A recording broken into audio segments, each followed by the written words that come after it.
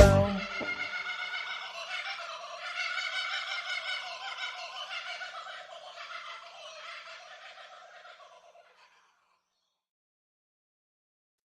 G'day and welcome everybody. How is everyone going in October of 2023? My goodness, episode number 10. Thank you all for joining me live. My name is Purple Cash Eater, and tonight I'm joined by my special guest, Matt, and he is a reviewer. So we're going to be talking about the reviewing process, how to submit a cache, and how to make it easy on you and the reviewer. So stick around. We are going to learn lots tonight. Also, don't forget this is a family friendly show, so please keep the chat room PG. I do have a helpful little helper in the background. If I do see any untoward comments, we will be kicking you out of the chat. So thank you for keeping that in mind. We've also got another winner for the GDU calendar photo of the month competition. So the winner for September will be displayed tonight. So make sure you stick around for the end of the show and we will reveal the winner of last month's Photocom. We've also got a couple of prizes to give away tonight, so don't go anywhere. We will be giving those away a little bit later. Now, I'd like to give a special thanks to sponsors of GDU. So, thank you to Lainey at LK Consulting Group for the marketing, mentoring, and coaching program. Also, big thanks to John and Di from geostuff.com.au for their continuous support and monthly prizes. Thank you very much. Also, to my newest sponsor, See My Shell. He is now a sponsor of the show, covering the audio editing and also some of the videos that we will be see coming to the social channels as well. So thank you very much, SMS. Appreciate that one again. Okay, so for tonight, we've got some prizes available for everyone again as well. So, if you would like to be entered into the prize, you just need to go to tinyurl.com/GDU wheel. Tonight's keyword is actually going to be See My Shell. So there it is there on the screen. It is case sensitive too, guys. So you do need the capital S at the beginning, but the password is See My Shell. That's the keyword you need to enter to go into the draw. So I've just put the email, the web address, into the chat room as well if you need to copy and paste it from there. But head over to tinyurl.com/GDU wheel. That will only be valid until for another hour. So if you are listening or watching this back, I'm sorry, but you need to be watching or listening live to participate in that one. So that is all that. Please do that while I've got you. Now, let's have a quick look through the chat room and we'll see who is here tonight. So thank you all for joining me live. Thank you very much. Lorraine is here and Turtle284. Thank you for joining us live. Houston, Texas, Dave. Another early morning for you as well. Again, hopefully all is well and there are no hurricanes this time of year for you. That'd be fabulous. That's great. And AKM joining us from Canberra. Thanks for joining us, love. We've got James here, James0116, one of my Patreons. Also, we've got Tank Engine Choo Choo. Thanks for joining us, mate. Team Casho is here as well, another Patreon. G'day, mate. Thanks for joining us live. We've also got DTY, another Patreon, and we've got Aquilus one as well. Thanks for joining us, love. Hopefully, you're all having a good night together. Who else have we got here? We got Darren Archer. Oh, that's awesome. G'day, mate. Hopefully you're having a good time. That's great. Who else have we got? Oh, the bug. You did manage to make it. You're all the way out in the red center joining us live. Hopefully you've not got too patchy an internet and you can stick with us for the whole night. That's great. I know you're on a bit of an adventure at the moment, so that's so cool to see. That's good on you. And G Triple H. Thank you for joining us live. Di and Bill Morgan. Hey, that's awesome. So good to see you. Ryder Spire is also joining us. Chook and Chunk, another Patreon. G'day, love. Darren Archer, I said. G'day for joining us. Ryder Spire. Who we got? Who else? We got Fitzy. Fitzy's joining us. And Team 737 from up my way. Another Patreon up on the Central Coast. G'day. Hello, family. Hopefully you're all doing well. And we've got Sandy Scramping joining us live. That's so cool. That's great. G'day, Graham, joining us on Facebook as well. Your first time. That's awesome. Thanks for participating. Really, really love it. Who else have we got here? We got Nell Zarama is joining us as well. G'day, Chanel. Thanks for joining us live. Oh, we've got Brewmaker himself. Oh, Brewmaker, the man, is here. Shawfoot24, g'day. Oh, you're in Brizzy tonight. I know that Shawfoot24 was at Quoggum a couple of weekends ago and is on the slow drive back down to Phillip Island. So thanks for joining us live. That is so cool. Roddy, hope you're recovering from the Quoggum as well, Roddy. Good to see you. Datsun1600, thank you for joining us live as well. And Andrew Bush, all the way from New Zealand. That's so cool. Hey, Joe. Joe is here. That's awesome. Oh, you couldn't make the netball. Oh, well, what a better place to spend your night than with me here. That's awesome. We've also got Endeavour 3. We've got Jess Cleansy. We've got I Looked There also joining us on Facebook. Thanks for joining us live, mate. Oh, Julie, one of my Patreons joining us on Norfolk Island. That is awesome. Well, g'day, everyone, and thank you all for joining me tonight. I am going to skip right on ahead to the interview because we do have a lot to cover tonight, and I know you've all got quite a few questions as well. So just going to skip over the souvenirs, but just quickly, the events that are coming up. No major megas for the rest of this year. Next mega will be the Great Leap Forward, which is going to be held in South Australia. That one's going to be held in Adelaide at the Woodville South Community Club. That event is now a mega, and that's going to be held on the 29th of February 2024. That's going to be Australia's first one-day mega. So if you can make your way to Adelaide on the 29th of February 2024, make sure you do. That one's going to be a bit special, that one as well. And then also the major big one for next year is the Capital Geobash. So, actually, I forgot to say the Great Leap Forward is GCA1 DNA. So that's the Great Leap Forward in South Australia, GCA1 DNA. And then the Capital Geobash, which is going to be held in Canberra over Easter of 2024. That one is GC9 PNFB, GC9 PNFB. Make sure you jump onto the geocaching page and log your will attend.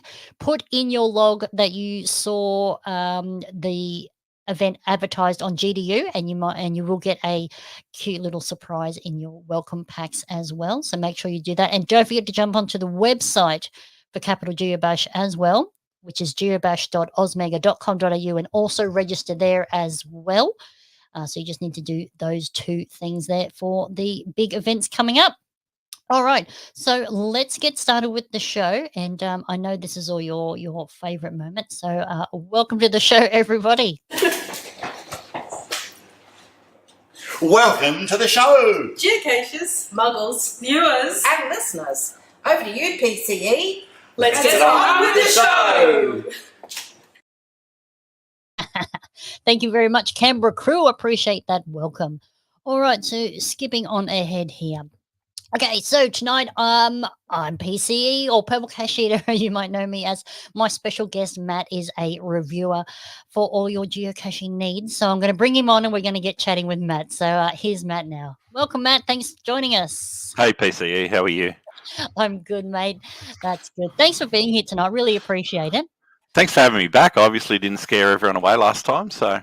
No, well, we had a little chat a little earlier, and I know that you've got a lot of positive feedback, and so did I. So I thought, what a great opportunity. You know, it's been a year. I think it's actually been 2. Probably. Yeah. let's do a rehash. Let's do a review. So, once again, let's start nice and easy for you.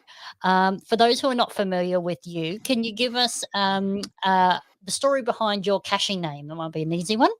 My player name or my reviewer name? Your reviewer name, my reviewer name is Ngaambul. It is from the Geocache language, which is the local language of the Worimi people, which is where I live. Okay. And it means magpie. So I've kind of been a fan of magpies for years. I kind of like the freedom and flight, but also my football team is the Magpies, so it kind of fits in nicely there. Ties in. Well, I think it's magpie season 2, isn't it? It is. So there you go. But if you feed them and nice to them, they'll remember you forever. Oh, they do remember. Yeah, apparently they got a 25-year memory. So Oh, well, there you go. I mean, touch wood. Lucky enough, I've never been swooped by a magpie, but I've seen some horrible videos. Oh dear. So, how long have you been caching? Let's go back to caching. How long have you been caching for? started in 2006, so a little Okay. while. Yeah, Yeah. 17 years or something. Wow. Yeah, a while. Okay. Just quickly, what got you into it? A very random conversation with a person that I Yeah. worked with, and he basically said to me, we were talking about GPS, and he said, "Oh, my brother-in-law does this weird thing with GPSs. You should give it a try." And so he gave me his phone number, and I picked up the phone, and yeah, Yeah. I'm so glad I did, because it's been life-changing. Yeah, I always love hearing the reason, or how people got into it. I mean, it varies so much. It's quite interesting. Absolutely. Yep. That's awesome. All right, well, let's get on to why you're here tonight. I know we've got a lot to cover. So we just said about how you got into caching. How did you get into reviewing?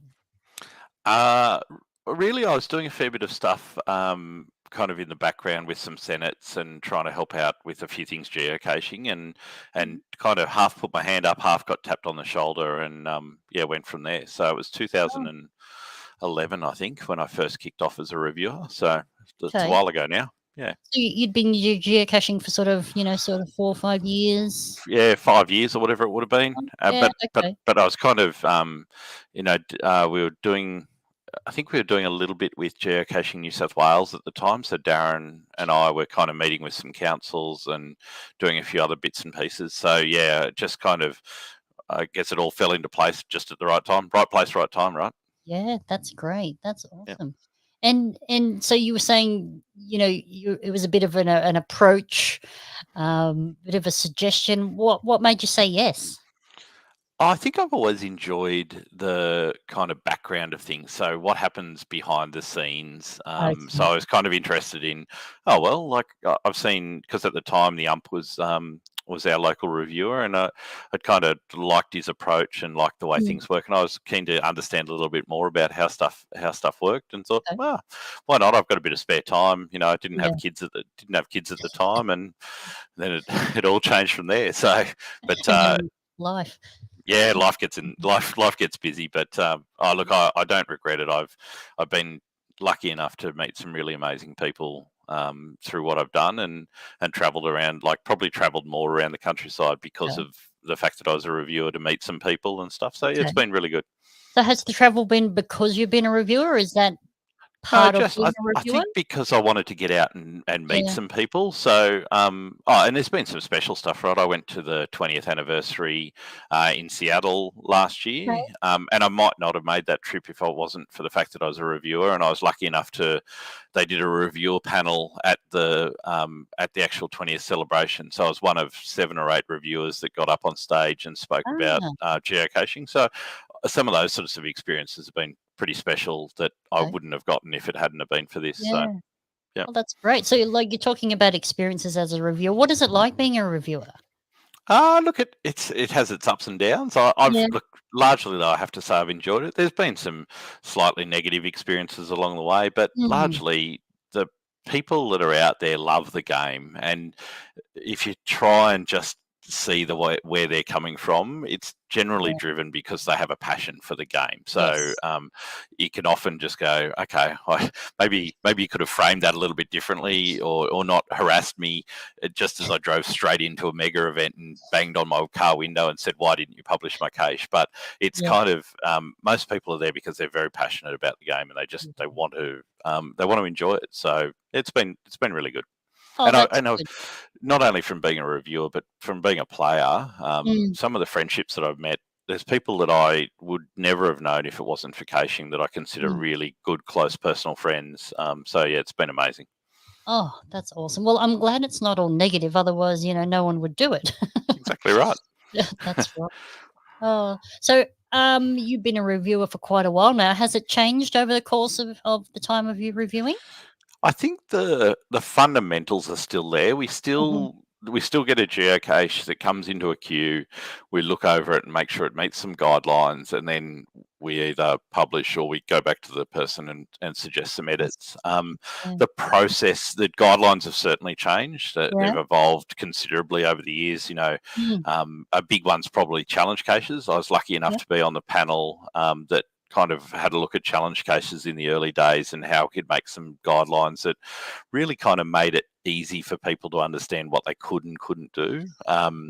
So some of those sorts of things, but also the tools that we get these days make it a lot easier. We certainly didn't have Street View in the early days, so we were kind of pasting things into Google and trying to work out how can we see where this is or whatever. So the technology certainly changed a little bit. So that's fantastic. That's great. Oh wow. Okay, so technology's changed. Did you have guidelines from day dot? Yeah, absolutely. So they've had guidelines right from the very start. They're probably fairly sparse, I guess, in the very early days, but they've become a little bit more. I think the really good thing though, there's probably been a bit of a crest, and we're coming back down. They were quite.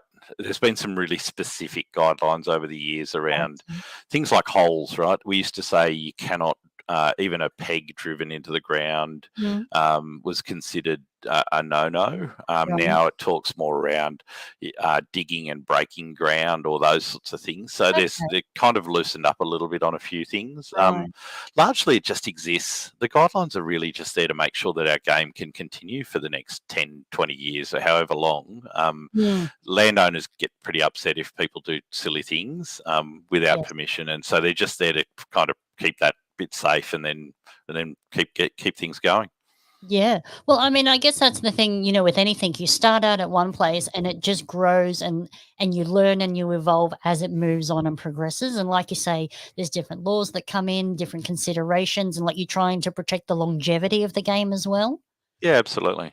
And really as a reviewer, our job's not to say no. It's about finding a way to kind of make it work, but it really comes down to whether the person's willing to work with us and have a good dialogue on their cache page. If they don't engage back with us, they just they take our disable log as, oh well, the person hates my idea and I'll never ever do it again, then that's really sad. But if they just start a conversation, we can often find a way to get even the most sort of out there breaking the guideline kind of cache. We can often find a way to get things over the line and get things working. So all right. Well then, don't take it as a knockback, as though this isn't going to happen. This is just an opportunity to change it and come to a common ground and find a guideline you can. That's great. Yeah, spot on. And I'm reviewing it. I know that people aren't going to have as clear a view on the guidelines or the help center articles or all of the things that we have in the back of our brain when we're reviewing. But if we kind of making a piece of advice, I try and back it up and share the article with people so that they can at least go and have a look. We're not doing it because we want to say no. We want to find a way to get the cache published. So that's right. So I guess education of players would be a major part of being a reviewer. Yeah, absolutely. And I try and get to a lot of events around the state. A little bit more difficult at the moment now that it's fire season because I'm also a volunteer firefighter. So trying to find the time for caching and that is challenging. But often the best conversations I can have with people are at events where you can kind of work through it, and it's a little bit less scary, I guess, that there's a person face to face with you. So. Yeah, that's right. You can get more over in a conversation than you can on an email, doesn't it? Yeah. Oh, that's great. So roughly, is there generally a length of time that it takes to publish a cache? So I think the automated email that comes back out when you submit your cache, and it's probably been 6 months since I've submitted one personally, but I think it says something like 7 days. So we try and get to your cache within 7 days. Most of the time it's way quicker than that. I know in some states the reviewers look every single day. Unfortunately, I work full time and don't always have time to look at it every day. But yeah, largely it's within a few days, like 3 or 4 days, you're kind of seeing something from a reviewer, and then there might be a bit of backwards and forwards and go from there. So, but yeah, I'm not going to say every cache gets published within 7 days. There's often stuff that the owner has to go back and fix something up or move or do whatever. But yeah, that's what we aim for. But that's another point that you just sort of was heading towards there as well. You're a volunteer. You don't get paid for this job. You're taking time out of your own life to do this. So that's another thing too. And I think too that it's a good call out. But the other thing that probably people don't realise is they often see that some caches got published locally, and then they go, oh, you haven't looked at mine yet. Well, sometimes I look at the queue and there might be 80 caches in there, and I've only got time to do 50. So I'll do the first 50, and then I'll come back and have a look at the rest in another day. Or it happened the other weekend. I got halfway through the queue and the pager went off, and so I'm going to go out and deal with somebody's fire at their house before I worry about sitting at home and dealing with the queue. So it just means that I'm going to come back in the next 24 to 48 hours and pick it back up again. So I think just if you ever see something pop up, it doesn't mean that I have missed your cache. It's a really good idea though to double check that you've submitted it, because we get lots of people that go, you haven't looked at my cache for 3 weeks, and I'm like, there's nothing left in the queue. Make sure you've hit that submit button. Don't leave it in draft. Yeah. No, exactly right. Yeah. So like as you were saying there, the guideline is to get them published in 7 days, but don't expect it to be published in 7 days. Yeah. We aim for it, but there may be some things that need to happen just to get over the line. So yeah, that's right. So what should people do before placing a cache then? There's a few things. I think the big one is the guidelines. You've got it there on the screen. Have a read of them. Now, as I said before, I'm a realist. I don't expect everyone to jump straight on and read everything and understand everything, but have a good read and then get some understanding around the guidelines.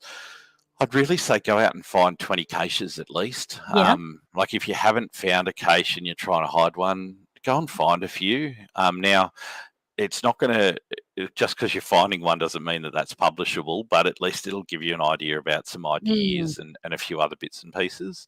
And there's other things like the Help Centre and a few other kind of bits and pieces that you can have a bit of a read. Have a look at YouTube, have a look at the geocaching.com account. They show some pretty cool ideas. And there's some how to hide videos in their stuff as well. So, yeah, a few different bits and pieces that are out there. Allied Aussies. I laughed. Yeah. Sitting there twiddling your thumbs at home going, okay, it's taking a while. Well, what's really bad is when they finally do submit it, you can see the reviewer, and they'll be posting a reviewer note saying, hey, how's this one going? And it's note after note after note. And then finally they go, oops, sorry, I forgot to submit it. You get the please. Oh, sorry, excuse the last bit.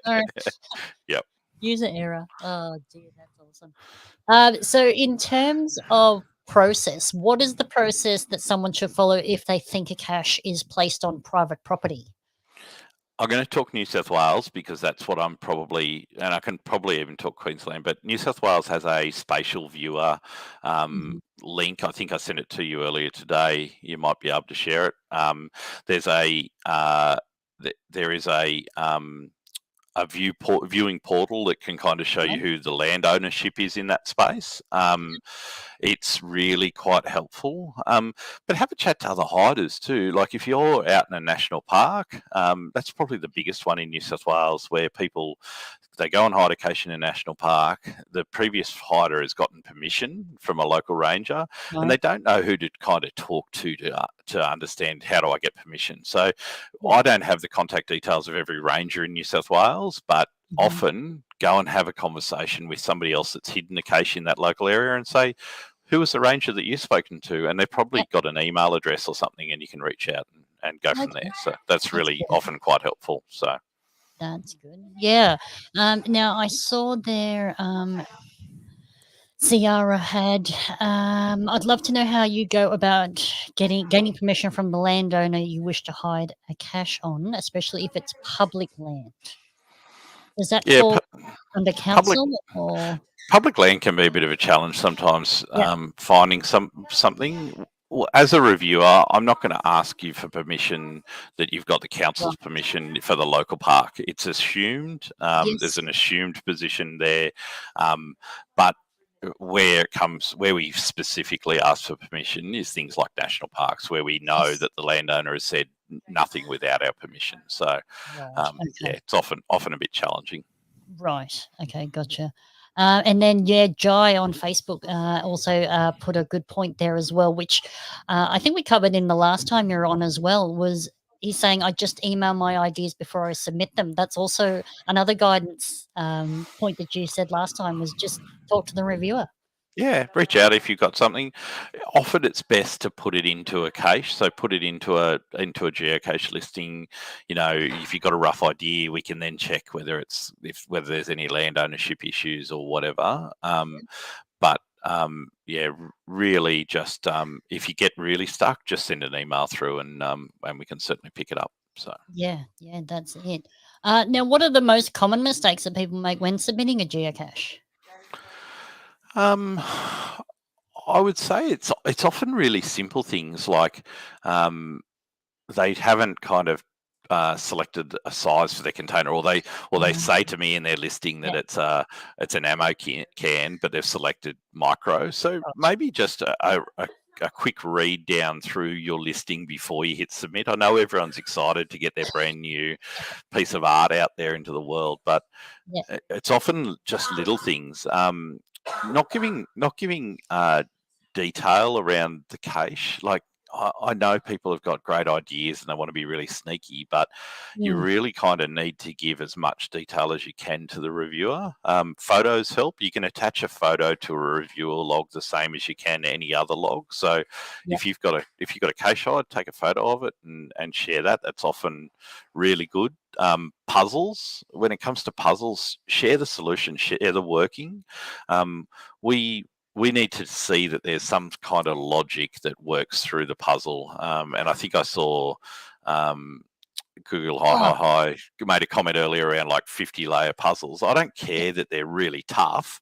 Yes. My job is to make sure that there is some kind of logical progression and that people can get it and go through that. So there's a great one from Allied Oz. I get so many caches that are off the coast of Africa somewhere where they've just put north and west or north and east, or like it's really kind of weird and wonderful kind of stuff. Getting there, the north and the south, and but I guess the key message is share as much as you can with your reviewer. If you write me a lovely long note that's got a heap of detail in it, in most cases I go, there's enough detail there for me to just go ahead. I don't have any questions. Whereas if I get this kind of note that says it's a micro, I really don't have a lot to go on, and I'll end up asking some questions, and there'll be a bit of backwards and forwards, and it just takes longer. Yeah. So that's right. I just got a question here from Mark on joining us on Facebook here, Team Canary. Too many puzzle caches published with errors that are fixed post-publication. Is there a place for them to be tested first? Look, I have a basic overlook and make sure that it makes sense. Do I work through every single puzzle? No, because it would mean that I'd publish about 3 geocaches a week. So, that's right. but that's why I love people like Team Canary who love puzzles so much, because they're like the crash test dummy for puzzles in New South Wales. So I really thank those people for their work that they do around that area. So you have people that will have a look at a cache puzzle and reach out to you and say, not really. We just let it go, and then Mark gets to sort it out. Okay, great. Well, thanks, Team Canary, doing your service today. Thanks, mate. Love you. Keep up the good work, Mark. Appreciate it. That's awesome. Well, yeah, I mean, it's a valid point too. If you had to sit there and solve every puzzle that came through, you'd be spending weeks. Yeah, well, exactly right. There's lots of puzzles out there, especially now. People are trying to go for significantly difficult puzzles. And I've never been. I do some puzzles, but I've never been a massive puzzle person. If I had to sit there and try and work it out, then it'd be a very slow process. Yeah, that's right. That's right. Yeah, my job is to make sure that the logic works and that I can see that there is a logical progression. If there's a typo 6 layers down, Yeah. I'm not going to work through to that level of detail. Often I do, but sorry, Mark, I can just see his little red face there now. But yeah, I know it's frustrating for people, but at the end of the day, it's the cache owner's responsibility to make sure that it's solvable, and people very quickly jump on board when they're not. So yeah, that's right. That's right. I'm just going to skip back a little bit here. I had a question from Gabe Lanning joining us on Facebook. She just asked, are you a reviewer for a certain area of Australia or just all over? Oh, yeah, sorry, certainly worth mentioning. I look after New South Wales and the ACT primarily. So we do help out with other reviewers if they go away or something, but my day-to-day is New South Wales and the ACT. That's right. Now, I don't know if I had this on the list. I can't remember. Do you review absolutely all geocaches, or do earth caches go to someone different? Do you cover all of them? No. So earth caches in New South Wales, in Australia and New Zealand and a lot of the islands go to one reviewer. GeoWare ANZ2, I think it is. So the GeoWares are solely responsible for earth caches, and we look after all of the physical and other virtual, so virtual caches, events, etc. Yeah, that's great. Now, I know before you mentioned the guidelines. Are there any other useful tools for a new cache hider? Absolutely. So I think I mentioned the help center or very briefly. So the help center is another, the guidelines are kind of the first layer, but they'll talk about things like make sure you select a valid size for your cache. But the help center will contain an article. If you put geocache size into the help center, then it will give you a really clear definition around what each size means and the definitions behind that. You also see that in the cache submission process, but it's there for there. There's a lot of detail around difficulty and terrain, anything. What's the difference between a mystery cache and a multi-cache? Those sorts of details are all in the help center. But for New South Wales, there is a wiki as well. Well, sorry, there's an Australian wiki, but there's also a New South Wales one that is there. So the New South Wales wiki has kind of a lot of really local relevant stuff on it. There'll be things like national parks or areas where geocaching specifically isn't allowed. So in Sydney, there's things like the M7 motorway, Barangaroo, Sydney Olympic Park's another one where they're really not allowed without kind of either very specific permission or they've totally banned them. There's some detail in there, I think, around community caches as well. So where caches are being old school caches are being looked after by the community. There's some stuff around pole fishing and electrical infrastructure and a few other bits and pieces. So yeah, there's a fair bit of detail. But the Australian kind of layer has anything that is Australia-wide, and then we have detailed state-based policies. And there's one for every single state. Right. So the ACT, for instance, has one as well. So it's got stuff around the Canberra Nature Reserve, has some little eccentricities and stuff. So now I know we talked about this last time that we chatted too. Was there are different rules for different states as well? Yeah, absolutely. So mainly depending around land management, really, is what it comes down to. Yeah. So, or it might be that Victoria's got a fungus or something in some of their parks that they deal with, and so their national parks have got some really specific guidelines around how caches should be hidden in certain areas. So, there you go. Yeah, that was news to me last time we spoke, because I didn't realise that each state had slight variations on rules. It makes sense now that you bring it up. Yep. Nice. So if someone from the community reaches out to you with a couple of questions and they'd like to know how well, I mean, I know you were telling me that someone has reached out to you. So how do you stop the auto deleting of caches from headquarters for unpublished type? It's often a challenging one. So if you've got a listing, I think it's that you haven't visited or posted or updated or done anything with for I think it's 12 months now. Yeah. It'll get automatically archived. Now that's a pretty long period of time. If you've got a cache page that's sitting there and you haven't kind of done something with, the reason it's done is it makes our life easier. So we were tripping over all these old listings because we can see published and unpublished listings as we're reviewing your cache, and so we want to make sure that one, we're not publishing a cache where somebody might be working on something, but we also don't want to see something that somebody created 5 years ago and is just sitting there. So it's a really important tool for us, and it makes life a lot easier. There's not an easy way to stop it, to be honest, and it's done very deliberately. But the biggest piece of advice I can give people is, like, if it's taking longer than 12 months to do something and it gets archived, I'm happy to unarchive it. Do them occasionally, but I'm not just going to unarchive them because people want to hang on to a GC code or some other kind of random reason. There has to be a pretty good reason for it. Yeah, they need it for a challenge cache. Yeah. And I know the other question that you got was, how do you stop the auto notifications from HQ when only a couple of people log the DNFs on a cache? And why is it disabled after a few DNFs? This has probably been the one change over the last 5 years that has either excited people or people have a true hatred for it.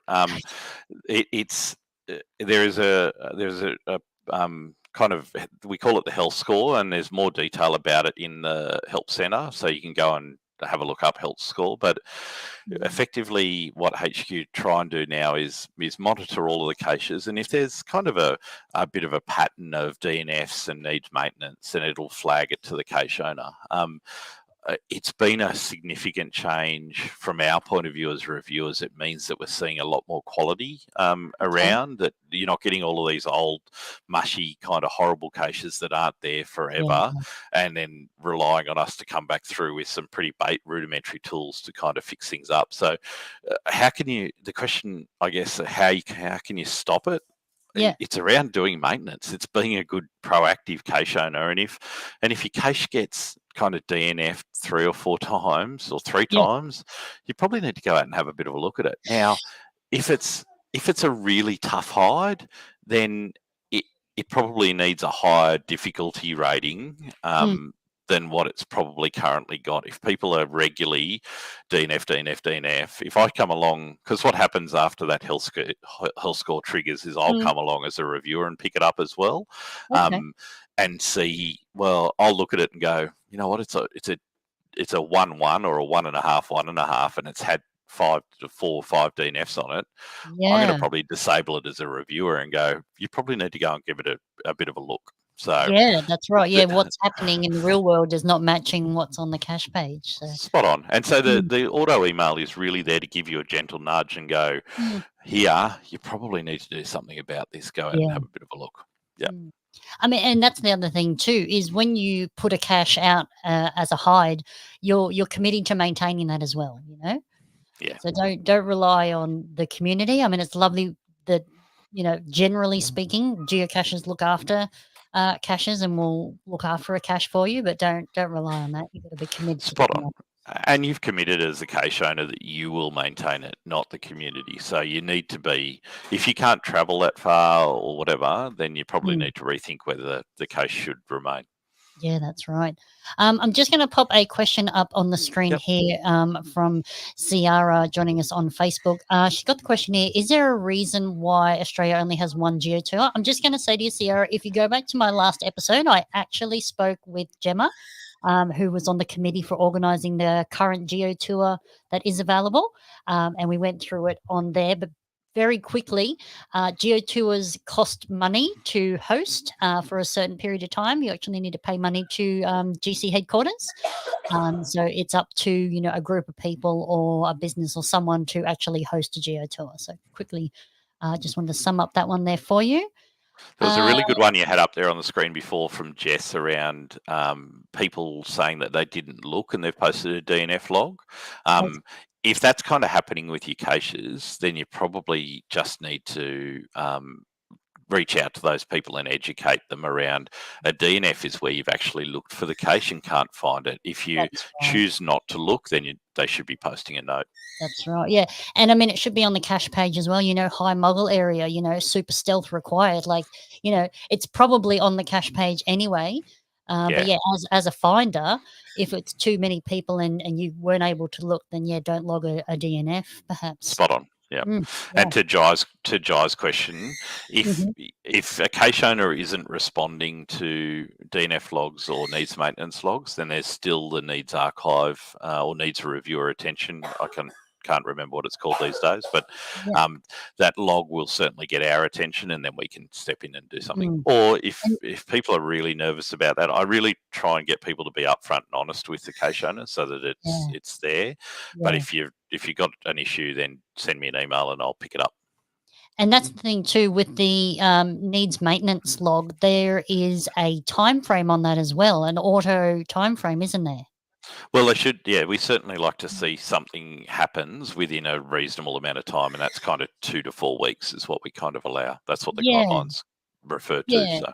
Yeah, I remember we talked about it last time. Is when you get 2 or 3 of those, need maintenance or reviewer, little alerts, it automatically you've got 30 days for the cache owner to respond, and then they get another, shorter period of time to do something with it. So it's not like they don't get plenty of opportunity. So that's good. Yep. Alrighty, what was my question here? Where did that go? Okay. Oh, okay. Well, we pretty much just answered that one. Was why do reviewers disable a cache after a number of DNFs or needs maintenance logs? Yep. Pretty much covered that. It's about keeping the game really good for people so they don't get a horrible experience is largely what it's about. Yeah, that's right. Yeah. Okay, so that's there. Now, what's the worst thing that you have to deal with as a reviewer as part of the role? Look, it's always tough telling people that their pride and joy that they've invested a lot of time into is not ideal and probably needs some tweaks. Saying no to people that don't listen or aren't willing to see a different viewpoint is always really challenging. But I think we've been pretty lucky with that.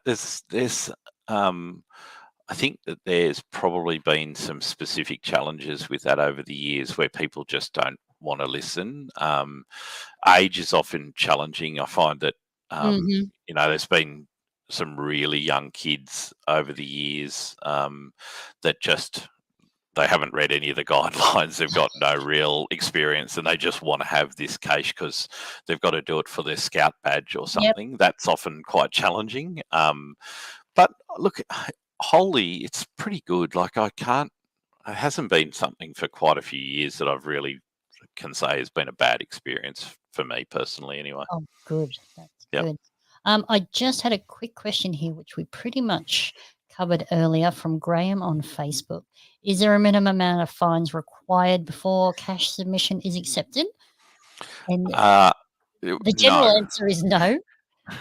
but the guidelines do say 20. Yeah, 20 is recommended. So I'm not going to say no to somebody just because they haven't got any fines. And the reason behind that is because they may be using an account that is a shared account just for hiding caches, for instance. And so they may actually have quite a few hides, but they just don't on that account. So, we tend to ask a fair few questions, though. For a new hider, they get asked a lot of detail, and we kind of judge on how they respond to that. So, well, that's good. Yeah, I remember a few years ago, 10 years ago or something like that. They recommended you to find 100 caches before you go and hide one. So, I'd love that. I honestly, it would probably make my life a little bit easier. But look. The only challenge with that is if you find 100 caches that are kind of borderline pushing the guidelines, it could probably bring a few issues along the way. So, well, that's right. Yeah, you think that's what's normal? Yeah. Yeah. Yep. Yeah, that's right. Okay then. So, was there any more questions in the chat room? Okay, so basically being the gatekeeper for geocaching, I imagine you have to deal with a few rude geocaches as well. I mean, you're saying you don't have to deal with too many, but I'm sure there is a few. How do you still find time to go geocaching and balance the reviewer Uh, responsibility? Wow. Look, I've certainly been pretty busy through the recent souvenirs. Oh yes. Um, I missed out on the last one though. I think the streak one got to me because I was trying to drive 45 minutes each way to go and find a single cache Yeah. to then drive home again each day. And Yeah. I work fairly long hours, so that was a bit challenging. Mm. Look, I think I just approach it with that people are passionate. The stuff that Yeah. I talked about at the beginning, they're passionate. They want their thing. You can normally find a way to talk to anybody. Mm.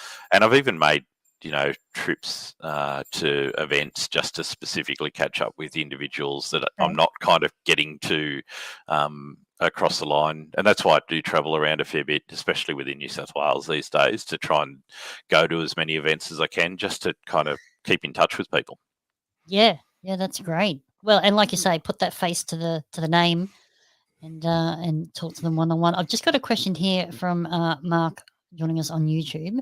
Can anything be done about fake accounts that are used to simply keep fake streaks or a hide for themselves? Not really is the short answer. And as a reviewer, we are not responsible for geocaching logs, so we don't. If a log is being placed on the wrong date or those sorts of things, I'm very clear to people when they flag it with me that I'm sorry, I've not. That Yeah. is not what I do. I know it's a challenge. I know a lot of people get upset. I know, but Mm, everyone plays this game slightly yes, differently. that's Just right. because somebody doesn't play it exactly the way that you want to play it Yeah. doesn't mean that they're necessarily deliberately trying to do anything untoward. They just have a different Yeah. way of Different playing view. it. So, Yeah. and look, at the end of the day, is it going to affect your life dramatically? Sometimes it's easier just to let things go and That's move right. on a bit. Yeah. Well, I was going to say, can you tell if it's a fake account? Like, are there little red flags that stand out to you when you're looking through these things? Oh, you can normally pick it up anyway because you Yeah. know a certain person's style or whatever. Often you can kind of see some bits and pieces in the way that people communicate or whatever, or just where they are. It's not hard to tell often. Yeah. But Yeah. I That's wouldn't right. say I'm great. I wouldn't say I pick up on every one of them, but I certainly do get a few of them. Okay. Oh dear. All right. Well, I've got a bit of a curly question here for you from the bug. He's asking for a friend. If you were to submit caches under a different account, are you better to be upfront and transparent and say who you really are? Thank you in advance from my friend. Oh, for your friend, Bug, that's a really good question. Yeah. Absolutely, it is. If you're using a different account, one, it's going to save you getting the Spanish Inquisition and that you're kind of a 0-0 hider. Um, Yes. but just be honest with the reviewer. The reviewer doesn't have to. They don't have to announce it. I've Okay. certainly published in the past power trails where they've wanted to Mm. hide it under like a community account. Oh yeah. And always, I will ask that account, well, who's going to look after it? So if I have a Mm. problem with one of these, I want to know who am I going to go and reach out to if there's the police trying to blow up their cache or something like that. So Yes. um, it's better to be really clear and say, if this account is being run by the Bug's friend and four other friends, Mm. so that we know. And if they want it to be kept quiet, we don't have to tell anyone. It's just more for our benefit or for HQ Yeah. if they get a phone call. So, Yeah. That's right. Yeah. Yeah. Now I just saw a question that whiz on by. You might be able to answer this one nice and easily. Is there a reviewer for other territories for Australia? For instance, Christmas Island, Cocoa Keeling Islands, or do they I, fall under? I I'd have to look it up. I think there used to be a reviewer that had kind of a lot of the islands of Oceania kind of taken care of.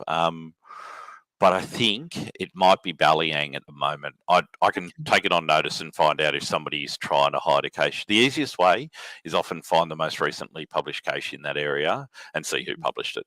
Yep. Okay, that's a good one. Now, is there one thing that you would love to let caches know or ask them to do? Oh, I think it's about detail. Give Yeah. me give me as much detail as you can. Talk to me about what the cache container is. Tell me about how you've hidden it.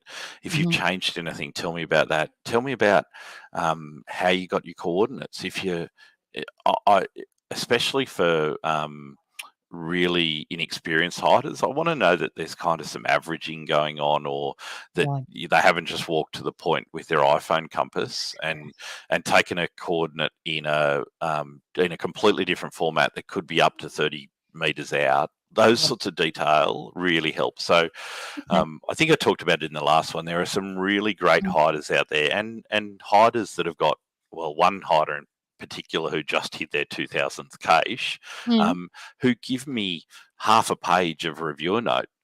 It just makes it so much easier to just, I've read the detail, I know what's there, let it go. So Mm. Well, I mean, that's the thing too, is you've got to take into consideration as someone submitting the cache, the reviewer is coming at this blind. They have absolutely no concept or idea of what the hide is, where it is, what it involves, nothing. So you've got to give them absolutely every detail possible to yeah. really paint a really clear picture, and then eliminates a lot of troubles. And Andrew's comment there was spot on. Like, if they've been using Google Maps to kind Yeah. of get the coordinates, whilst you can often get to kind of a whole heap of decimal places, it's in a different format. Yes. Sometimes the cache submission page can convert well, Okay. sometimes it doesn't. Yes. It's really about getting it in the right format. I've also seen Google Maps do some sort of funny rounding where it tries to pull it closer to the road, because that's where you're going to drive to with Google Maps. Right. And so you get a whole heap of people say, I couldn't find it because I was searching next to the side of the road. So Ah. there's some real oddities. The best thing we say is get one of the geocaching apps that gives you the coordinates in the right kind of format, or Yeah. an averaging app. There's lots of GPS averaging apps out there for all the different phone types, Mhm. and do what we did in 2006, where we had a GPS where you'd sit it there and average it. You'd walk Yes. away, you'd come back, and then you might come back a day later when you're actually physically hiding the cache and do it again, and then That's get right. the most accurate coordinates you could get. I've done that with my GPS for a couple of my hides as well, yeah, the Yeah, averaging. Mm, yeah, now spot that on. quick question here from the bug also, do you see every cache that's submitted in Australia, or do you only, get the ones to review in your inbox that are specific to the states that you look after? I can see anything around the world, but I Oh, only choose to look at the ones that I need to deal with. right. I'd probably, if I opened up the queue and had a look at every cache in the world, every time I opened it up, I'd probably want to take a short walk off a long drop. It'd be a Wow, lot, I reckon. I think your computer would crash. It's probably not that bad, but it would Okay. certainly give you a fright, I think. Well well, that's interesting. I didn't realize that you could see all of them worldwide. I thought, you would have just received specific to your region that you look after. So that's No, we've got the ability to see anything anywhere, really. But like I say, why would I want to? yeah. That might even come in handy too. I mean, one, it all comes back to time and effort, but you might be able to, like, compare one hide to another hide, and just say, "Oh, what did they do here, and what have they done on this one?" That'd be quite good. Quite It's interesting. more about being able to help out another reviewer if they need help. Yeah, So okay. we've had reviewers from all around the world step in and help out. Where I took 3 months off a couple of years ago to travel around Australia, Mm. and we got some other reviewers in to help. So it's about being able to do that sort of stuff more than anything else. So. That's great. That's great. Oh, I'm just going to jump onto this question here from James0116. What would you recommend for coordinates if you were trying to plan an event far away? Say I live in South Australia and I'm traveling to the ACT and hosting an event. Yep. So I've certainly done this, where I've been travelling to Queensland, or some other kind of state. Mhm. Sometimes I can find some maps that will give me a point, but I've actually reached out to locals as well and said, Okay. like, you've got a cache in this park nearby. Yeah. Is this rotunda or is this park area a good place to? Because you kind of want to make sure that you're not taking people to a spot that's a bit dodgy Yeah. either, right? Yeah, that's right. Yeah. So often I'll reach out to locals and say, "Hey, can you help me out? I want to hide something here. what are your thoughts? And would you mind swinging past and getting me some coordinates for blah, blah, blah. That's often useful. Yeah. Well, I mean, there we go. The chat room is letting us know that GPS point is a good one for GPS coordinates. Good. Where was the other one? It just raced away. There was another one there. You'll have to go back and go through the chat there. But yeah, some people have named some good apps for getting GPS coordinates as well. Yeah. Yeah, and reach out to other people in the area, like you say, get some help from them. Yep.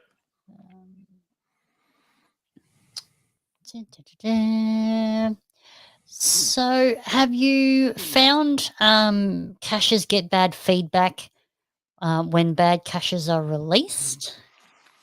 I think the community is pretty good at letting people know good or bad things, right? Like geocaches, most of them aren't shrinking violets. They Yes. if they're seeing something that's really bad, and often it's just somebody that's inexperienced or young that just doesn't quite understand. And often the community will host some events and kind of invite people along and kind of give that feedback in a gentle way.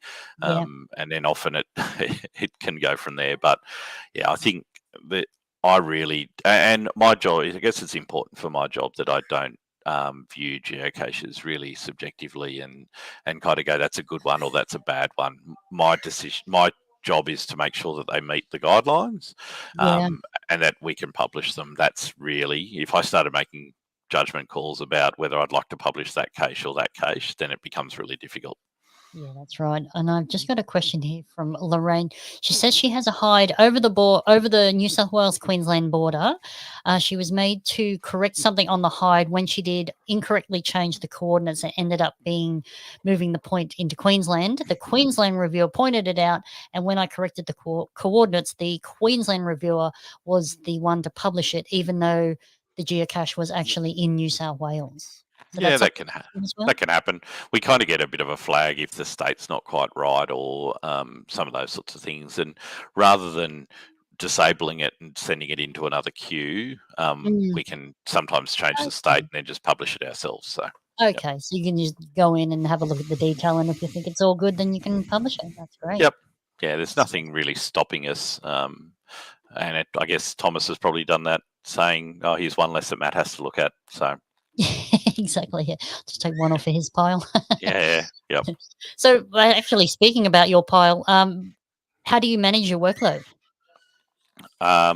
Sometimes really well, sometimes not so great. It can be a challenge where you've got a lot of caches submitted on a weekend, and life's been busy or whatever. But look, largely I think we get through a fair amount of caches each week, and it's not just what we publish, it's what we look at to kind of tidy up that have been inactive for a while, or all of the other kind of activities that we do as well. So I often probably one of the regular complaints that I get is that there was a few people years ago that complained that I was publishing too late at night, and so I wasn't being fair for the first to finders that couldn't run out late at night. I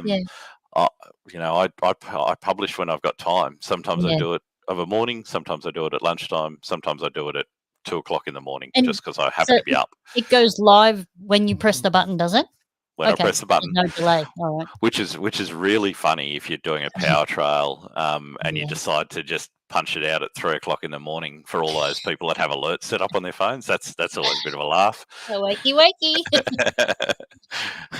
I used to have, because back when I was known as Ministro had their own Facebook account, and there'd be random things like, I wonder what this button does, and you get all the shift workers. I think I was doing Queensland at the time, and there was a few fireys and a few other people, some ambulance people that would be like, oh, I managed to get a first to find at 3 o'clock in the morning. Oh, dear. That's awesome. All right, I'm just going to try and decipher this question from GHHH. Why are drone caches not allowed while TTC and pole fishing is? So TTC, I assume, means technical tree climb, and pole fishing is the tree fishing poles. Yes. Look, it's a really good question. HQ made a decision 8-10 years ago and said that drone caches that were being placed by a drone and had to be collected by a drone weren't allowed. So I guess my job isn't to question the guidelines; it's just to follow the rules. Keep things going. So okay, all right. There you go. Hosen joining us on Facebook said, did you get approached to publish one in the Longreach area to add your name to the big list of reviewers that published out there? Not that I'm aware of, but I've got so many caches published in Queensland because I used to look after Queensland basically from when I first became a reviewer, I think. I think I did Queensland and Vic to start with. So, my name would be already on a lot of different caches in Queensland. So, but you haven't done anything recently for the last quaggum that was out there? I publish a few thousand a year, maybe. Well, I mean, we were talking about this before. It's tens of thousands. Yep. Hearing me. Okay, so I'm just going to quickly jump back to my notes, and I've got a question here. If someone wants to host a number of geocaching events on the same day, how do they go about that? Really good question. So that's where the regional geocache policies come into account. I think it's on the Australian page. Right down the very bottom, there's an event stacking guidelines kind of piece, and it depends on how far apart those events are. So what we try and do, or the event stacking guideline is about trying to stop events that are going to have the same people attending just going from one event to the next, to the next, to the next, really close together. It kind of just becomes this sort of having an event just for the sake of getting a smiley, right? It's not really, you're going to have the same people talking about the same things, etc. So there's an event stacking guideline. Largely it talks about, I think it's within 10 kilometres for most states. And I think Victoria's got their own guideline, but if it's within 10 kilometres, then they must be 4 hours apart. That's kind of all it is. The only kind of really exception to that is if you've got a CITO event, you can tack a regular event on to the beginning or the end, because a CITO should be about the tree planting, the rubbish collection, the activity, and then you can have a social event at the back end of it. And I think Goulburn probably do that a lot. There's a few kind of pockets, especially around New South Wales, where they do that a fair bit, where they'll have a clean-up event, and then maybe an hour later they'll have a social event, so people can kind of go and get cleaned up and then come and talk about caching. That's a good point, actually. The point of the CITO is to clean or look after an area, and then you can have the social. I see the tree fishing question that's on the screen there. I'm pretty sure that there's some detail in the New South Wales page, but it basically talks about that the terrain rating should be about what the terrain was to get you to the point where you start fishing, right?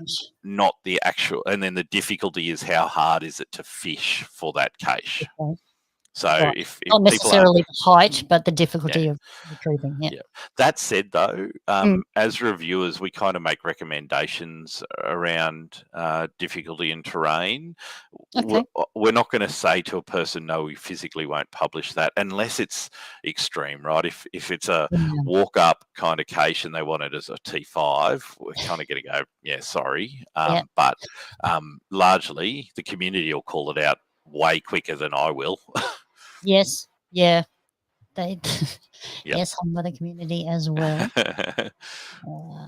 All right. Question here from Team 737. Does it get annoying to have to publish caches very close to your home, especially puzzles, as you can't just run out and FTF them because you know how to solve them? and they are very close to my home when Team 737 hides stuff. But I guess I enjoy the first to find race sometimes, and then other times I don't care. There's probably a heap at the moment. Fairly close to home that I need, but look, it's challenging when you see them sit there for 3 or 4 weeks and you're going, oh well, it's really not that hard, people. If you don't want it, I mean, I'll just go and take it. No. So we kind of typically don't don't head out for first to finds on puzzle caches for that exact reason, that we've often seen the detail on how to solve it. That's right. That's right. Now I'll just jump ahead here. If someone's planning a series of caches, as you were saying before, like a power trail or things like that, Yep. and they want them published all together, what do they need? What do hiders need to do to make that happen? Yeah, look, I think if it's below maybe 40, I'm kind of happy personally. I'm happy enough to see them just lump into the queue and we'll get through them.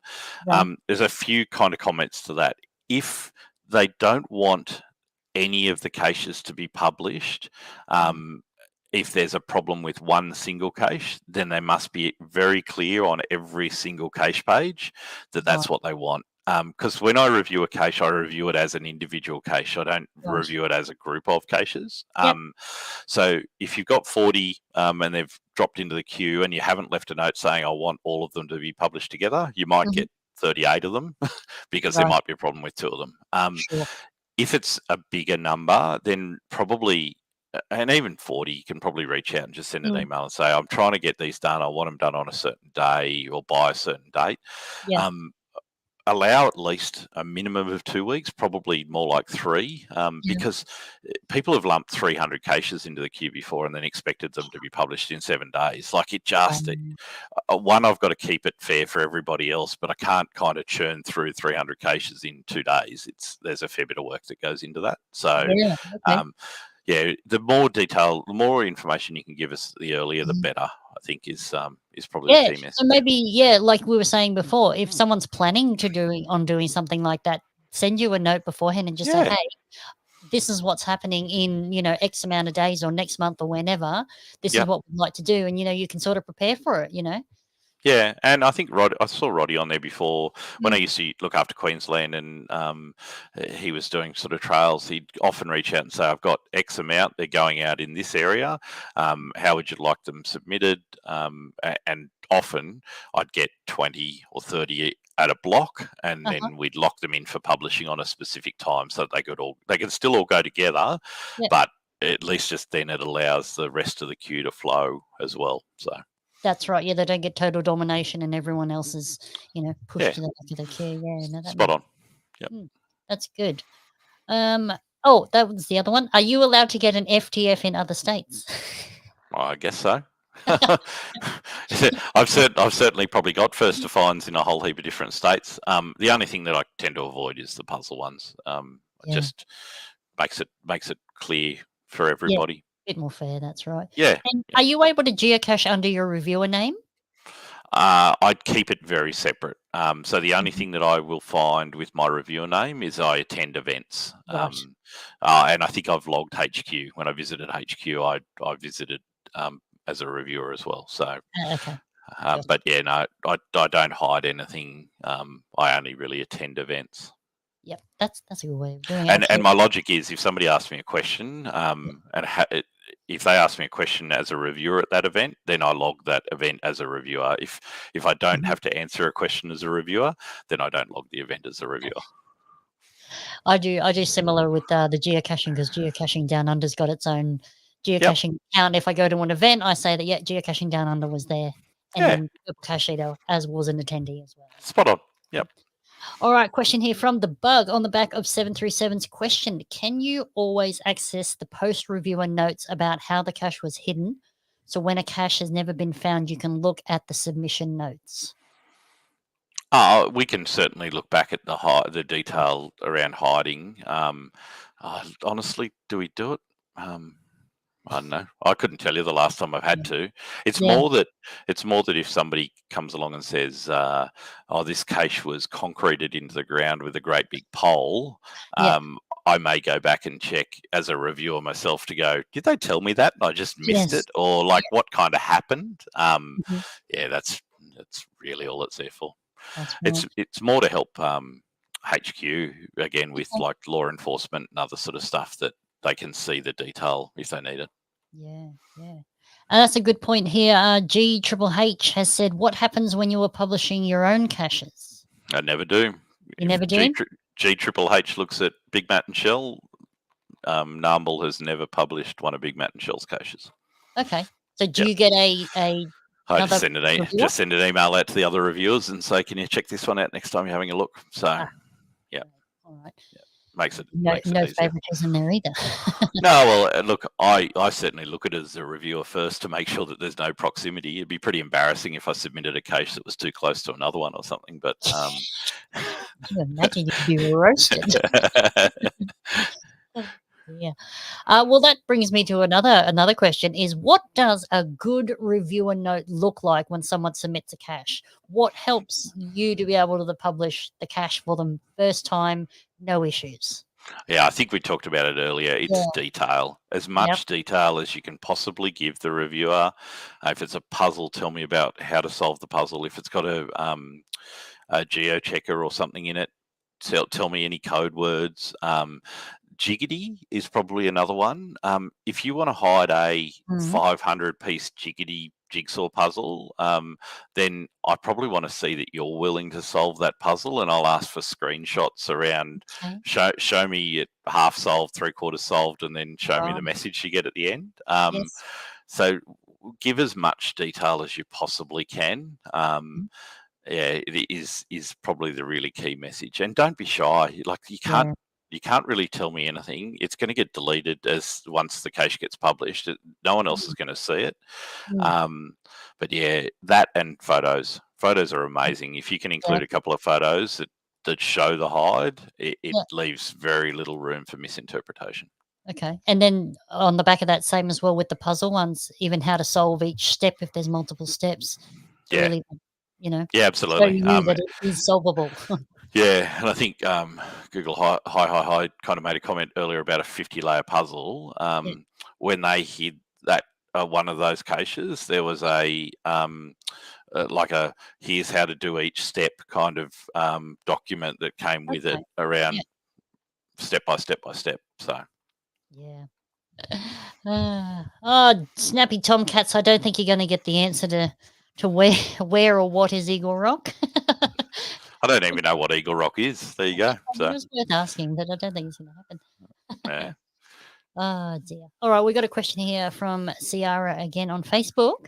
I've noticed in the guidelines that certain containers aren't recommended, e.g. black film canisters and normal sandwich containers. I've found caches with these containers are containers that they say not to use allowed still. The only containers I tend to pull people up on, so like film canisters are average because as they heat up and cool down, they draw moisture into them. They're not very waterproof. They're not great. There's plenty of other micro options out there that have got decent seals on them. Normal like so many people use Systema containers that that's typically what you often find. The real big ones that I kind of tend to call people on is glass jars, typically because they've had food in them previously, but they can get broken quite easily. So they accidentally people put it down and it breaks. But yeah, primarily old food containers is what we really kind of say to people, don't do it. And it's specifically called out in the guidelines not to use old food containers. So yeah, that's right. Yeah, and it is that way for a reason. Okay, I think that was that. I don't know, Ben, you tell me if you're still seeing heaps of 600 piece jiggity puzzles out there, or if you're seeing 50 to 80 piece jigsaw puzzles. Did you make them pour hats off with all of her jiggity puzzles? Poor thing. Can we ban mint tins too? Possibly not. They're probably the only. Somebody called that recently and go, well, what about mint tins? They're food containers, and I'm like, yeah, I get it, but I think that horse is probably well and truly bolted just quietly. In this country, forget it. I mean, they're just everywhere. Yep. Very dear. Okay, question here from Roddy C up in Queensland. What do you like to see when reviewing Where I Go caches? Same detail as I said before, as much detail as you possibly can give me. Talk about it. I'm not going to review the cartridge, but trust me, the community are very quick at calling out if something is wrong with that cache. I don't know. Let's say there was obscene language, or there was taking you into an area that was like people couldn't go to, or something. The community will let us know very, very quickly. Yeah. Oh, that's good. Dearie me. Reviewer notes on Eagle Rock would be worth money. Yep. Sorry, it's not worth it. So just following on from that last comment you made there, are there any hides that are specifically not allowed? Nothing specifically, as in that I can kind of call out. There's lots of things that are in the guidelines, right? We don't like things that have had something dug. We don't like nails and screws into trees. Okay. Yes. It generally tends to make landowners fairly upset when they see that sort of stuff. And whilst I know that national parks put nails in trees to put identification tags on, they're allowed to. They're the landowner and they're their trees. So unless you can get permission, that kind of will trump that. Or you're doing something in your own yard, no worries. I'm more than happy if you want to put a post in your front yard and have every man and their dog come and visit your house at all hours of the day or night. But yeah, look, those are the kind of things that I would say are specifically not allowed. And it's got to be legal. There has to be. You can't be going places where people aren't legally allowed to go. And some of those sorts of things we've had some challenges with, I'd say, in the last little while. And I've seen a few comments.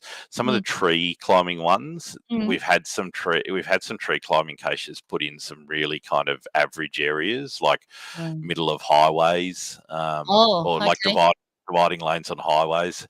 If you're not legally allowed to be there, you're not going to get a cache published where somebody climbing a tree in the middle of a highway is going to cause an accident, right? It's not going to, I know we don't look at safety, but there's got to be a degree of legality comes into that. I think roundabouts are specifically excluded in most states in the Transport Act, unless there's a provision for pedestrians on them.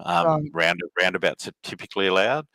Star pickets, no, unless they're on somebody's property, because you're digging a hole in the ground with a star picket.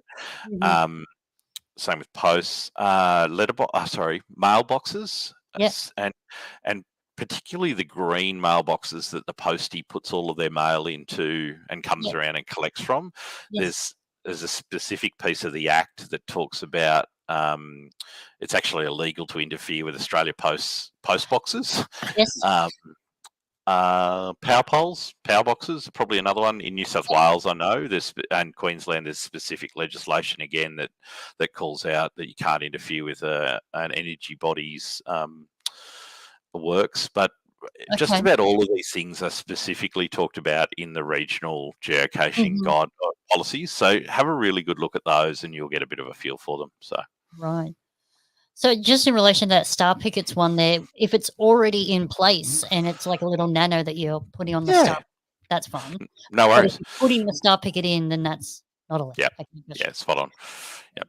If you've got to dig, the guideline says something like if you need to dig a hole or break the ground, then that's not allowed. Gotcha. Right. Okay. Next question here for you. How can I hide a cache in my friend's business and have it hidden behind the counter? The short answer is you can't. Okay.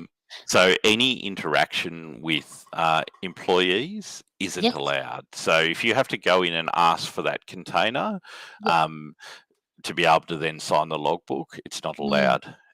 There is some ways though that you can get around that. You can hide it outside of their business, and they might allow you to put a box on the wall or something similar because they're giving you permission. That's allowed.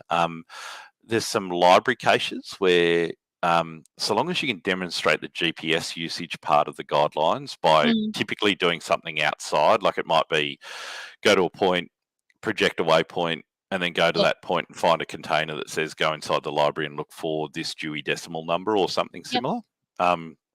Those sorts of things can work. But anything that involves you interacting with the employees is specifically excluded these days.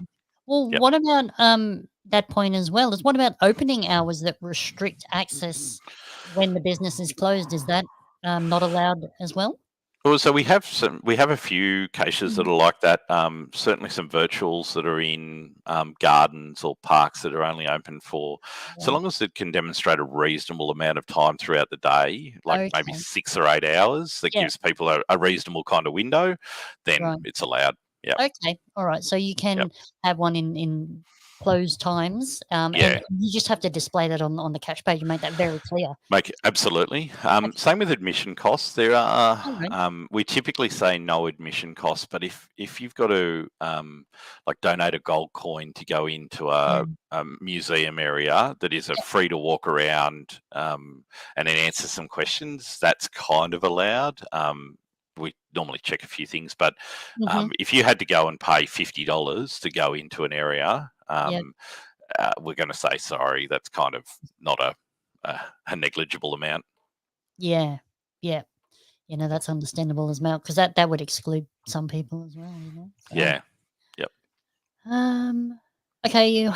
So Team 737 has sort of followed on with that. What about inside a business, but not interacting with the employees, like inside buildings and stuff, or maybe like an information center, or even like a library where you could probably figure it out without talking to someone? Yeah, so long as you can demonstrate all the other requirements of a geocache, chances are you'll get over the line. There just might be a bit of backwards and forwards on it.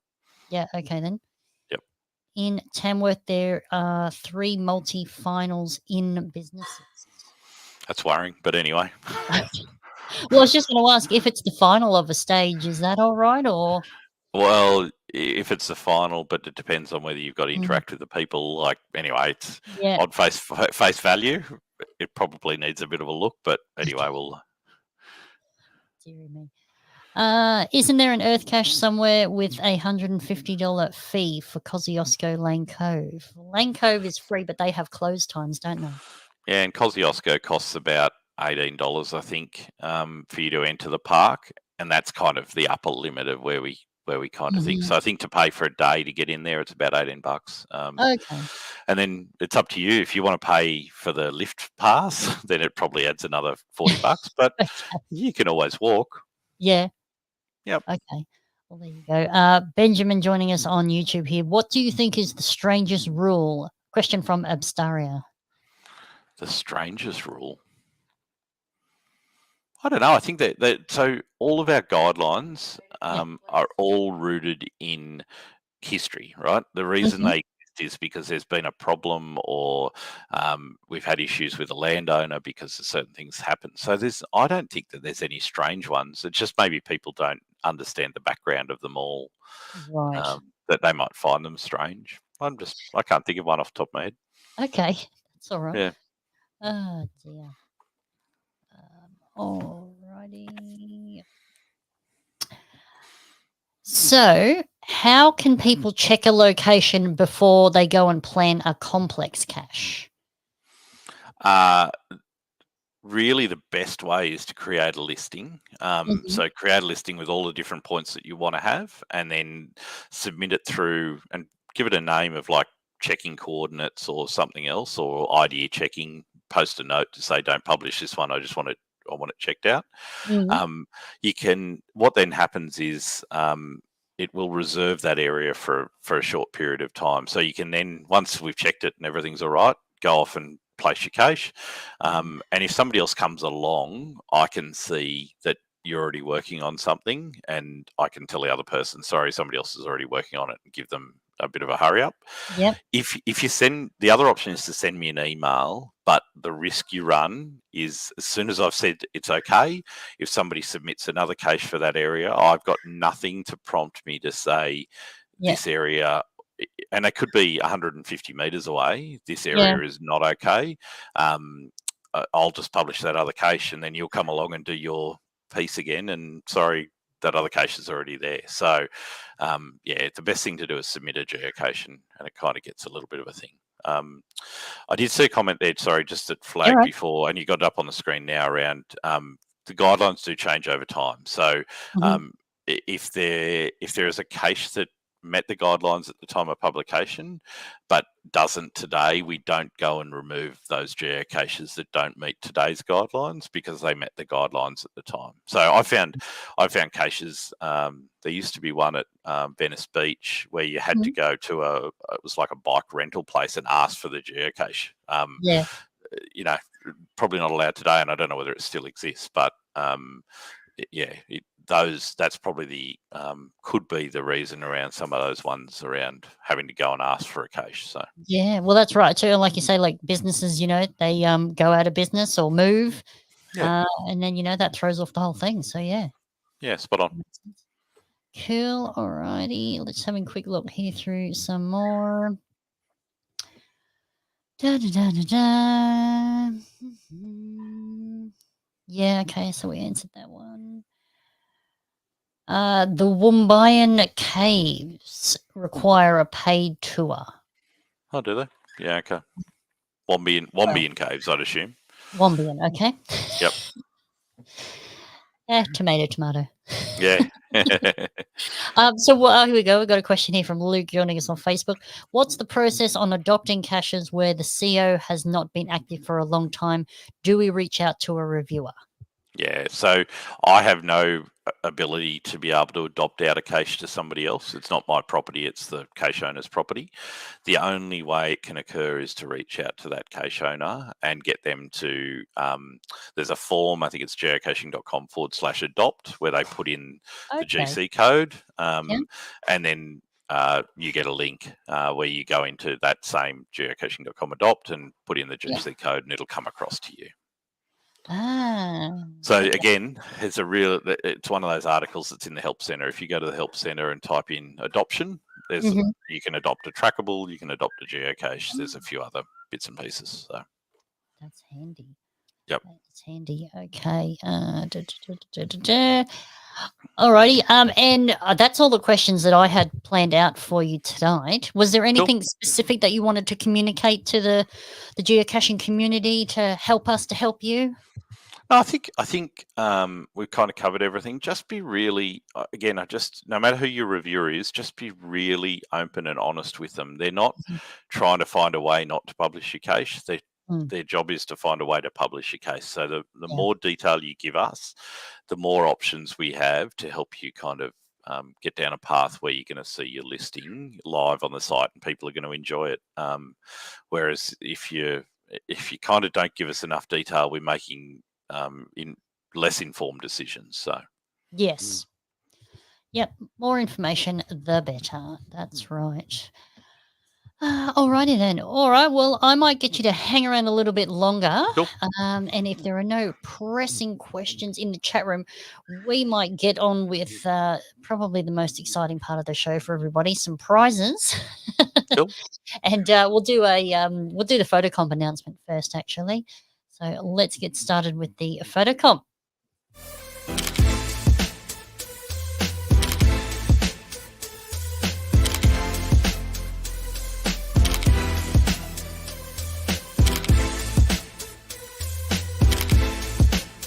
Do you think I've got a chance, do you reckon? What for? How about the calendar photo of the month?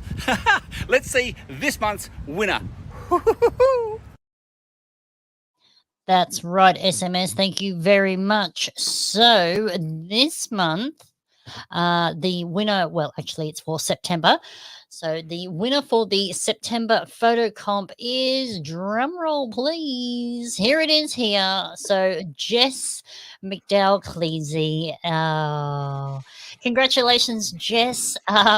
Here she is being proposed to at a geocache. Now, let me just get my details here. So this one was at Quoggum this year. So the Queensland Outback Geocaching Muster, which happened just a few weeks ago. She even sent me through a video of this exact moment as well. But here is a photo. So this one was at GCAE BB8. So it was GCAE BB8. And here is Jess being proposed to. And you'll be happy to know the answer was yes. This one got the most votes on Facebook. for that photo submission. So thank you very much, Jess, and congratulations, number one, on the proposal. Congratulations. And number two, on winning the photo comp and having your picture in next year's calendar. So congratulations. That is awesome. So if you have a photo you would like submitted to the photo comp, here is this month's photo comp post. So you just need to head over to the Geocaching Down Under Facebook page. I've pinned this to the top of the page, so it's nice and easy for you to find. You do need to be the owner of the photo or have permission from the owner of the photo to submit that one. While you're there, go on and vote for others. Vote for your favorite. The one with the most votes at the end of the month wins, and they will go in the 2024 GDU calendar. So that one is coming to us soon. So congratulations, Jess. That is very, very cool indeed. Alrighty, and moving on, we've got a podcast travel bug race update here for you all. So if I know there's a few new people joining us tonight.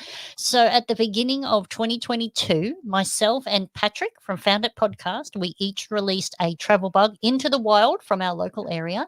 So me here on the central coast of Australia and Patrick over in Sweden. The mission of each travel bug was that it needed to reach the other person. So Patrick let his go in January of 2022. I let mine go in the same time, and they have been on the move ever since.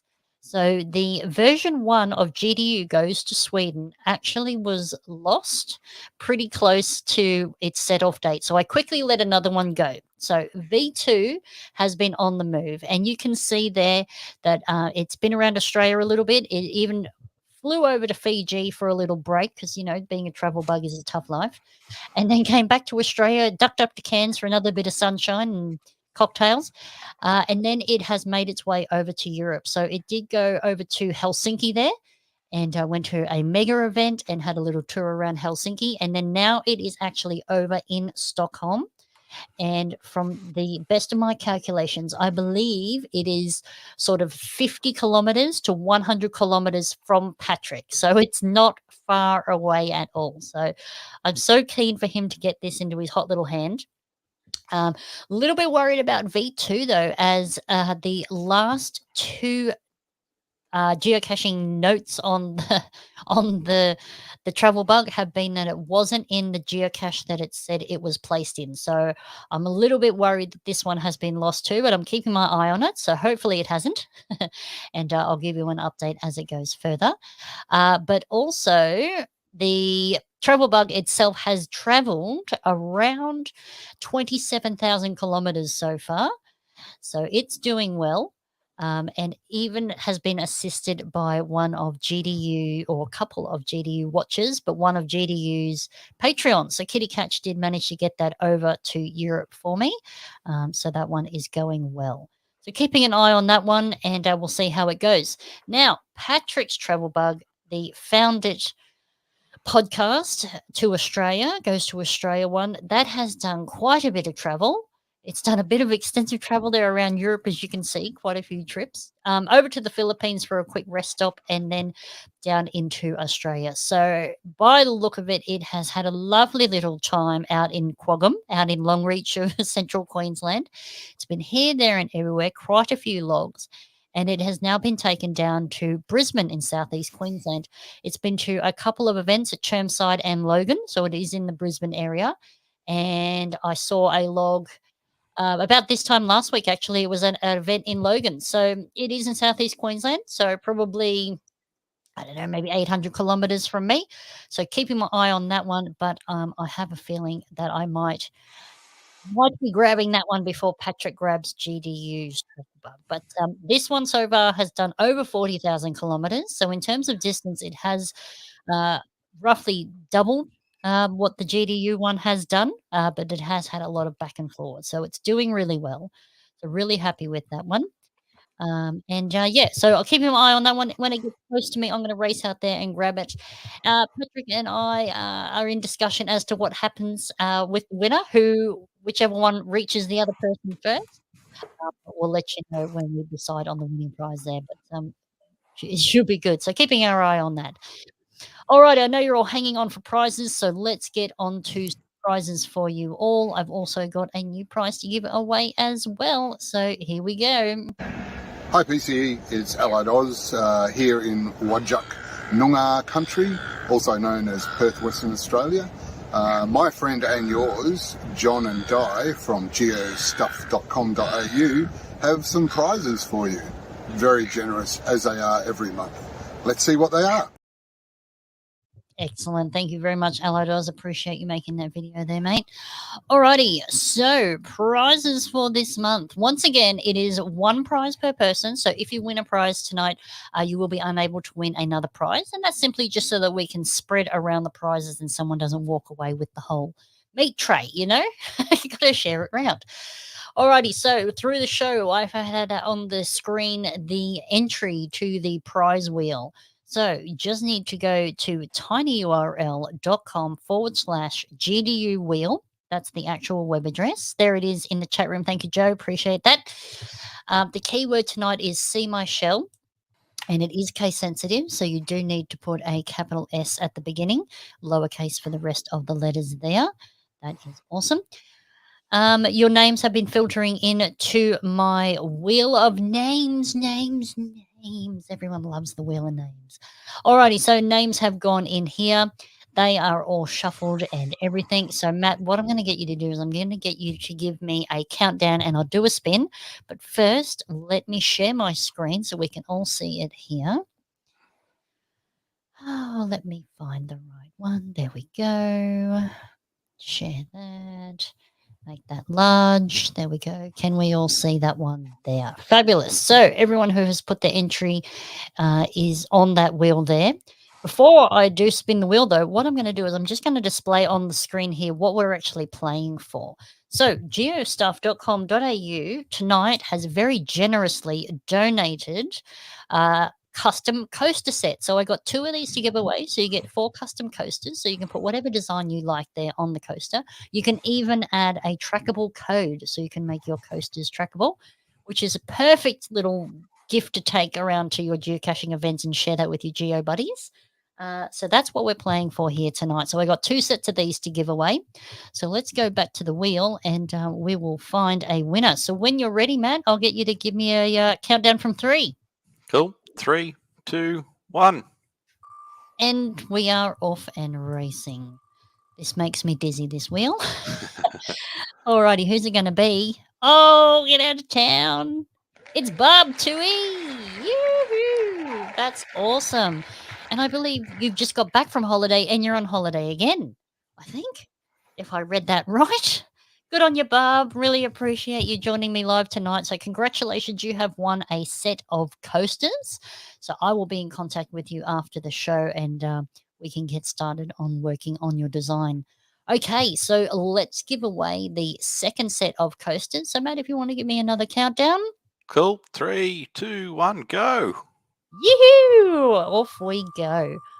Alrighty, guys, let's see who win. Barb, Tui, you have been removed. Who's it going to be this time? Echo Cage 1. Well, hey, good job. I'm just writing that down so I don't lose you. Fabulous. So congratulations to Barb Tui and Echo Cage 1. I'm just going to remove you from the list there. Now, I'm going to throw over to you, Matt. You've also decided to give away a prize as well. Yeah, so I'm giving away a 1-year subscription, geocaching premium subscription. So, yes, it's awesome. Thank you very much. Oh, that's so cool. All right, well, let's go back to our wheel of names. So I'll bring that back up on the screen for you all and share that one there. And yeah, when you're ready, Matt, this one is for a 1-year premium geocaching membership. So give us a quick countdown. Cool. 3, 2, 1, go. Who's it going to be? So if you've already got a premium membership, this will just tack on when your renewal comes up for renewal. Hey. I think we'll call a redraw on that one. Hey, how did that get on there? Oh, that was very sneaky. I didn't even see that one. Woo! Wow. We'll respin that one, I reckon. We'll redraw that one. Yeah, good idea. Good idea. All right, give us another countdown. Okay, 3, 2, 1, go. Yeehaw. All right. So now that we've removed the sneaky spy from the lot, here we go. Who's it going to be this time? Oh, it looks like Nilsarama. Hey, it is. Yay. Go Nilsarama. That's good. Just writing that one down. Alrighty, so Nilsarama, that one will be tacked onto your premium membership if you've already got one. And is that right, Matt? It will just roll over next year when the renewal is up? Yeah, certainly should. So we'll get their details and reach out to them and sort it out. Wonderful. Excellent. So congratulations to Barb2E, EcoCage1 and Nilsarama on winning those prizes. Thank you for being here live. Can't win a prize if you're not here live. So that is awesome. Just remove that one. Okay. So that is the end of that. Don't forget, if you enjoyed tonight's show, please like and subscribe on all the socials. You can hit the notification bell on YouTube so you don't miss any shows. Same on Facebook. We're on Facebook, we're on Instagram, we're on X, we're on YouTube, so you can reach out there. If you've got any stories or questions and you would like to join in the podcast with me, you can send me a note at geocachingdownunder@gmail.com as well. Or if you've got a major event planned, please let me know and I can share the details here and get exposure there for you as well. I'd like to give a massive thanks to the GDU podcast sponsors as well. So big thank you to Lainey at LK Consulting Group for the marketing, mentoring, and the coaching program. Thank you very much. If you are looking for someone to help coach you or give you marketing advice, you cannot go past Lainey. So thank you very much, Lainey. Also, big thank you to geostuff.com.au for the monthly prizes and support. John and Di at geostuff.au. Cannot go past them for all your geocaching needs. Absolutely awesome, beautiful, wonderful people. So make sure you jump on to geostuff.com.au. The GDU 2024 calendar will be available through their shop as well. So I will be putting out social posts in about a month's time for that as well. So you can get your shopping on. And a big special thank you to the GDU's newest sponsor, See My Shell, coming to us live all the way from America. My American consultant. I love it. He is helping me with the editing of the audio and also some video editing for the podcast as well. I've got something in the works at the moment, so keep your eye out for that. So thank you very much. And let's do a quick shout out to the Patreons as well. G'day PCE and the GDU family. Now, just like this tree has a big trunk to support its leaves and branches, you too can support this particular podcast on Patreon. Go to patreon.com/GDU podcast. Links are in the description below, and you too can be one of the main supporters of this channel for as little as $3 a month.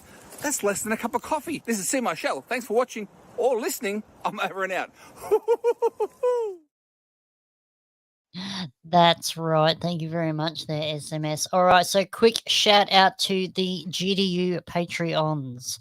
Alrighty, we've got See My Shell, Kitty Catch, Kingfisher AU, Snappy Tomcats, Julie, Darren Archer, Captain Roverman, DTY73, Wollaston, Badge 5150. We've got Found It Podcast. We've got Team Casho, Hev Walker, James 0116, Darkside Dan, Scramping, Mighty Minions, Lee737, Geo Joe, Tattooed Squared, Contesta Gliss, Allied Oz, Cosmonaut97 in the background there, Isa Peter, Oz Glory, Pilot Jen, Roddy C joining us live, Young Old Fella, and Tank Engine Choo Choo. Can't beat it.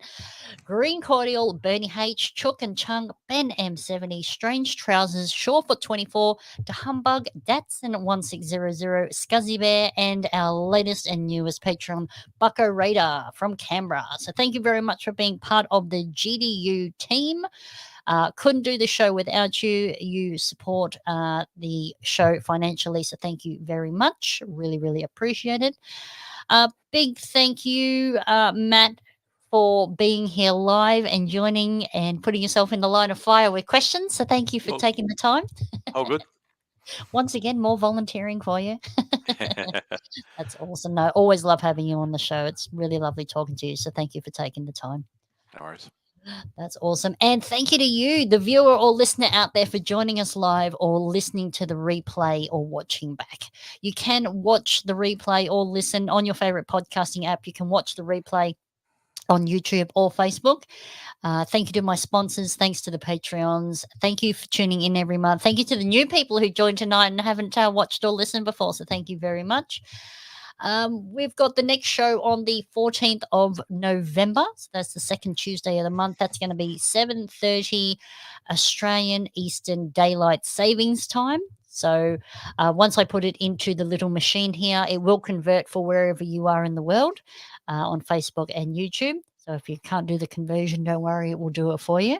And don't forget, I'm PCE, and this has been GDU, and it's been really fun. And remember to get lost to get found with GDU. Awesome. All right. Who's still in the chat room hanging around? There we go. Oh, you're welcome, Datsun. That's great. Who's this? AKM, I'm glad that you enjoyed tonight's show. Lots and lots of info. That's right, Team Casho. So thank you. Thank you, Datsun. Thank you, DTY. Appreciate you watching live. You and the crew. It's so awesome. Chook and Chunk, thank you. Sandy, thank you.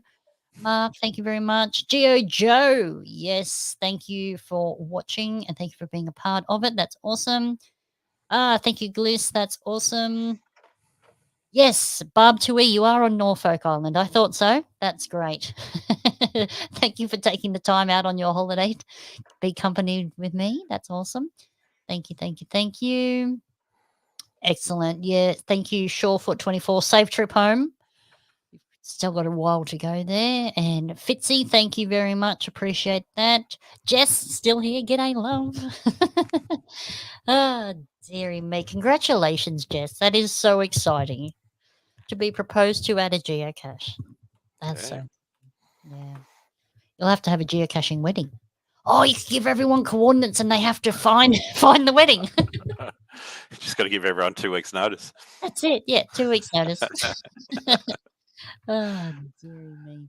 Thanks, Steve. Appreciate it. Turtle284, thanks for joining us live, mate. That's awesome. And Snappy Tomcats. Always nice. That's nice. Thank you, Hosan. Thank you. Thanks, James. Have a good night. Ooh, Roddy, a little teaser here. No more Quaggums, but we do have something special lined up for next September. Woo.